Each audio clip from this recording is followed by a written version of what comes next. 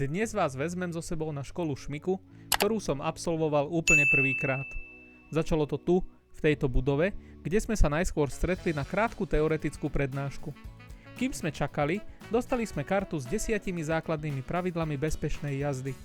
Všetko to vyzeralo celkom komfortne, až kým nám nezačali vysvetľovať, čo presne nás čaká na trati. Prednáška bola krátka, ale už som tu pochopil, že realita je úplne iná ako to, čo poznáme z bežných ciest.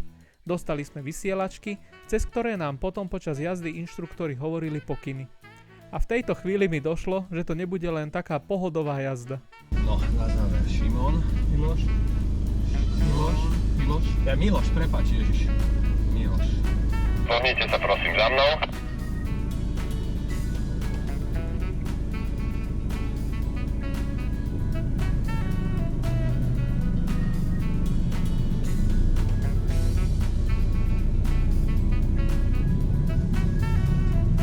Keď ideš na kopec, hneď za horizontom schádzaš dole, pôjdeš po pravej strane alebo po pravej ruke obslužnou cestičkou naspäť na štart. Si ukážeme hneď. Tam sme prešli na začiatku.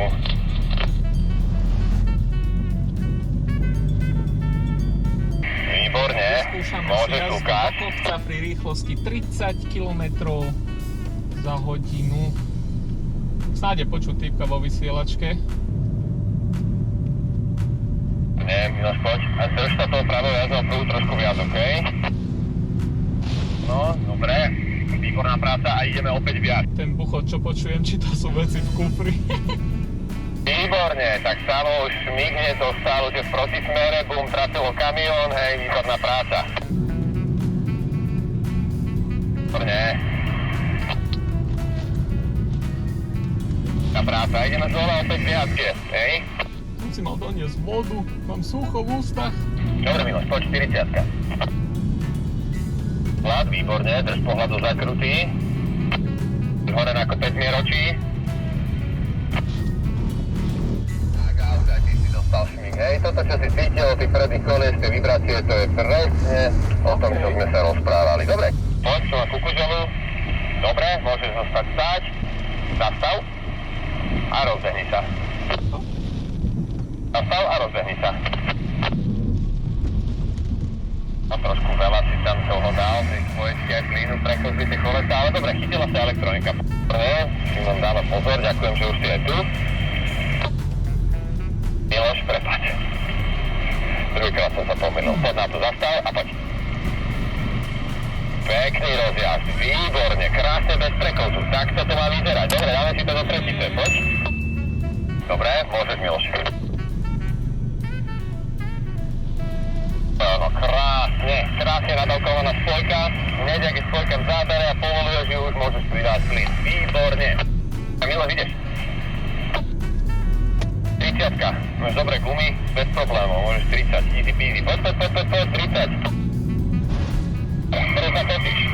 Áno, aj zase to je krásna práca. Len trošku bez prihľadajší s tým volantom, okej?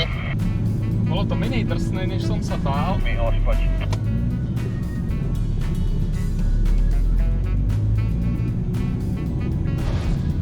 Zatočíš. Ja som skoro strašne zatočil, ale dobre, ešte si to myslel. Chvála Bohu, že máš také dobré gumy. Miloš, tiež trošku skôr pred prekažkou zatoč, hej? Brzda a už pracuj s volantom, okej? Dominika, poď. Ale toľko mi chváli tie gumy, lebo sponzor programu Continental a ja mám Continental pneumatiky. Poď rýchlejšie. Aké mám dobré pneumatiky, človeče, najlepšie na svete. A už naspäť. Super. Sme vybrali to najlepšie na trhu. Tu máme oné normálne závodné mäkké gumy. Gran Turismo 7. Miloš, môžeš ísť.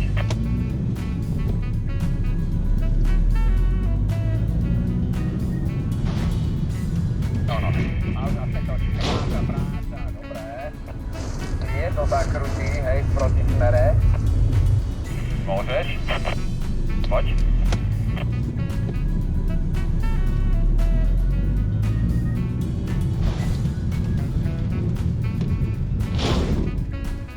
Pekná práca, ruky vidíš, to máš na volante trochu.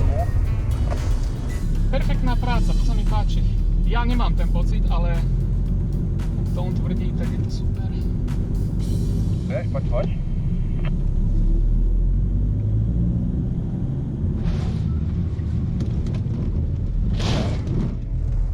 Dobre, teraz pekne aj s pretačeným šmíkom jedným. Môžeš, jo.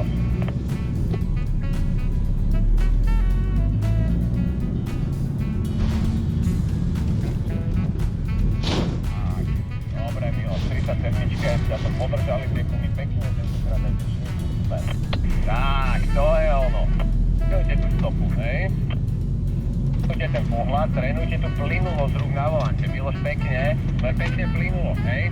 Tým volantom tak strašne rýchlo hýbeš v istý moment. Ješ pomaly, rýchlo, pomaly, robte to plynulo, rytmicky, stále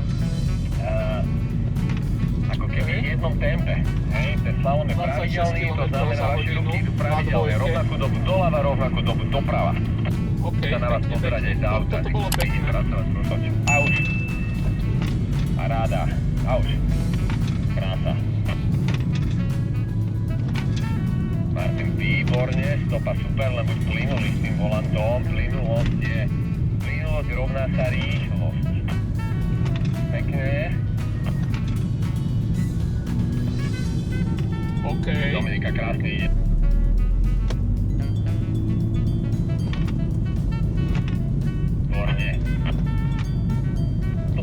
Navyšujte rýchlosť. Hej, nemusíte hneď závodiť, len aj keď trošku zrýchlite tú prejazdovú rýchlosť, tak vás to donúti pracovať s rukami rýchlejšie, o tom ide, hej? Ste sa naučili pracovať plynulo rýchle tými Pekne. rukami, aj keď s nimi Toto bola pracujete jaká rýchlo, pecka. je dôležité byť. Stop, to bol kužel. Vyššie rýchlosti.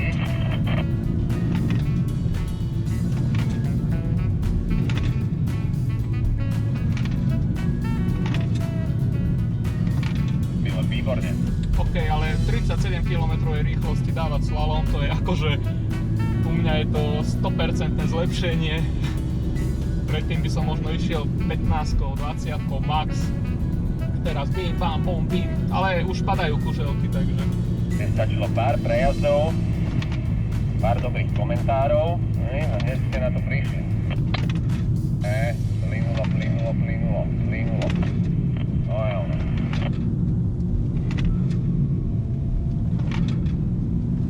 Miloš, výborne pohľad a zase ďalšia a ešte jedna. Krásna práca, dobre. Nevidíte to, ale týpek zvíja kuželky rovno z auta. What the fuck? Normálne vysunutá ruka a on pozdvihne kuželku rovno cez okienko dverí. Možno to aj bude vidieť v zábere. Dobre. Tak tomu sa už hovorí proste, vieš, keď to robíš denne 8 hodín.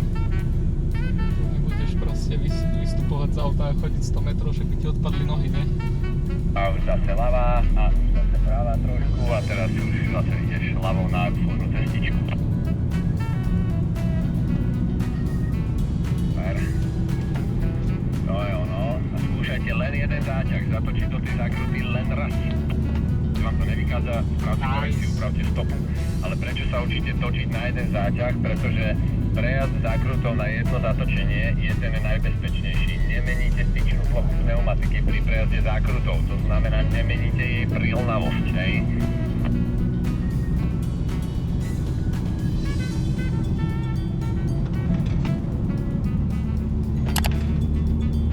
Okolo skúsiť rýchlejšie, Dominika, aj všetci za tebou, hej? Vyskúšajte si rýchlejší prejazd.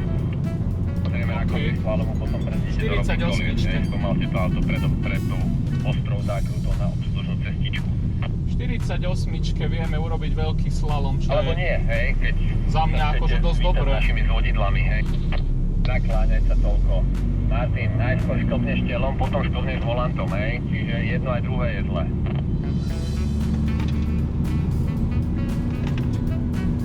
Super, Miloš, pekne. Dobre, držíš ten rozsah zákrute, to je ono. Tak to má vyzerať. Hej, ďaká. Martin, tiež zatiahneš, povolíš stretol bloku. To je presne to, čo nechceme, aby si robil. Hej, Dominika, zostaneš stáť, prosím. 48 36 km. Ok, teraz bude krízové brzdenie. Aj so spojkou. A príjemnou časťou tohto cvičenia je, alebo celej tejto školy šmiku, zistiť, čo dokáže vaše auto. Čiže udržuješ rýchlo. To je super. Lebo tu som zacítil niektoré vlastnosti auta, ktoré som vôbec netušil, že to auto v sebe má. Nehovorím, že treba jazdiť rýchlo alebo nebezpečne. Nikdy. Ale je dobré vedieť, čo to auto dokáže. A zistil som, že vie viac, než som si myslel. Ktorú máš v pravej nohe. To je super. Možno tak, Miloš, poď. Piatka odo mňa, krížová brzda, brzdíte o život, so zaťatými zubami, hej? Keď potrebujete pritom kričať, tak pritom kričte. Nadávajte, alebo čokoľvek.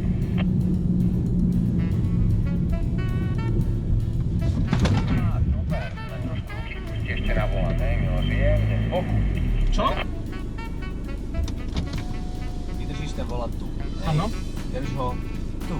Tak, presne. OK, ďakujem. Poď, Miloš. Piatka.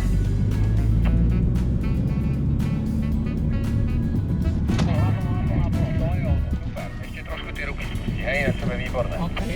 Áno, človek má potrebu takto sa zaprieť, ako keby tým zapretím, ako keby som tým pomohol tej brzde, alebo čo nie je pravda, lebo môžeme sa baviť o tom, či zapretie sa mi nepomôže dať ramená dozadu, aby som mohol väčšiu silu dať do nôh. Možno áno, možno nie. Ešte asi, Miloš, poď. Chceš sa naučiť držať ten volant z boku, OK? Mladý človek, vytvor si dobré návyky od začiatku šoferskej kariéry. No, to je ono. Výborne, bezchybné, Miloš. Ďakujem. Krásne držanie volantu, perfektné brzdenie, najdu. Chúďatko auto. A môj dezen. Chúďatko, môj dezen. Kto mi dá nové gumy? Brzdíte silnejšie, so To zaťatými ja už zubami. tak stláčam, že to stlačím ešte trošku viac a tie nohy v motore budú. Ľavú ruku si mala ktík. Ešte trošku viac zatlačím a budem brzdiť jak Flintstone. Drž ten... Tak, Miloš.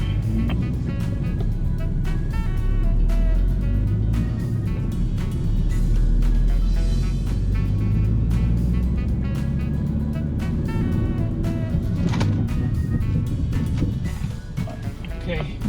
No hej, kebyže ideš trošku rýchlejšie, rozvlíka sa ti brzdový asistent, ale bohužiaľ, Škodovky to majú tak nastavené. Miloš, poď. Vidíte, v závislosti od pneumatik sú tie brzdové dráhy trošku iné. Porovnávajte sa len sami so sebou, hej, poď 50, Miloš.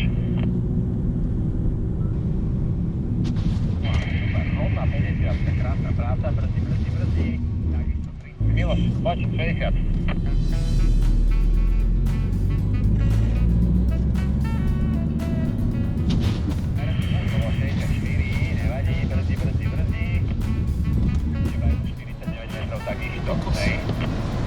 Tiež dramatický náraz brzdnej dráhy, hej, v takom malom navýšení rýchlosti. Ideme znova zo 60-ky, poďte ešte raz. Tlačil som, čo to dalo, ale Aby ste si to osvojili, hej, to brzdenie na tom klskom povrchu. brzdná dráha 49 Čo metrov. vyletíte z bielej plochy, brzdiť.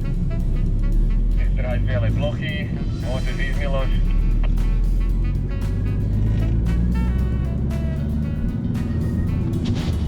Brzdí, že vám prestrel rýchlosť. Vysoko na 60, bolo to 68. OK. Pokračuj ďalej, brzdil si fantasticky, hej? Jedine za čo ťa skritizujem, že nerešpektuješ to, na čom sa dohodneme.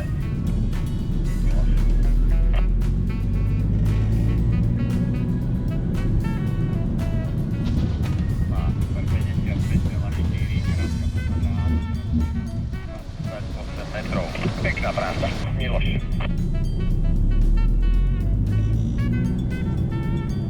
Desiatka.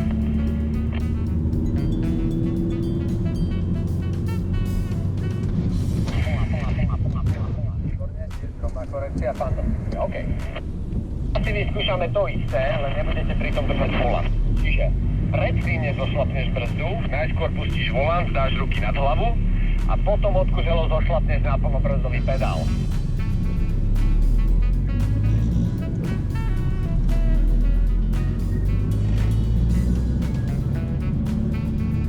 Ruky hore a brzdí. Dobre, super, čiže taká technická poznámka, OK? Toto nerobte prosím vás v premávke, hej? Ďakujem, milé, nech sa páči.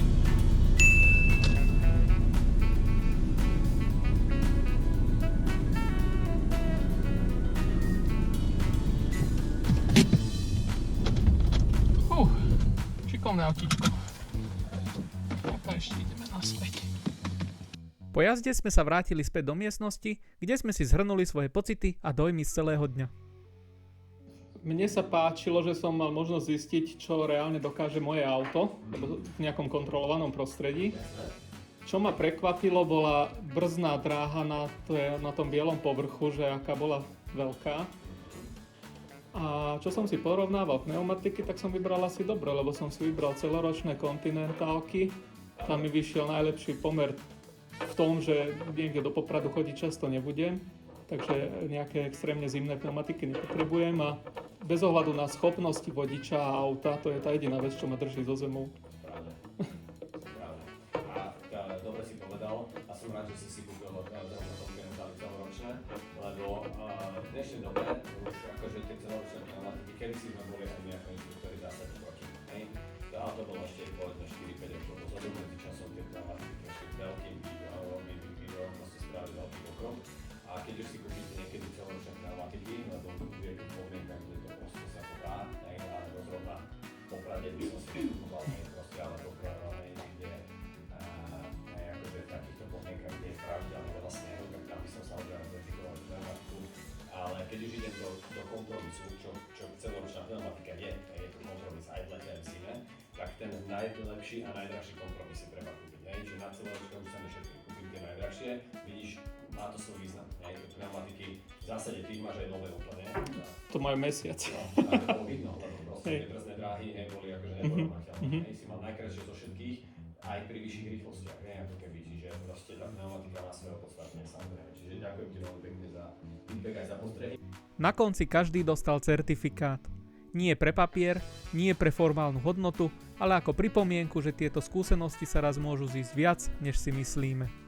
Tak, a tu som na rade ja, ako preberám certifikát o úspešnej škole Šmiku.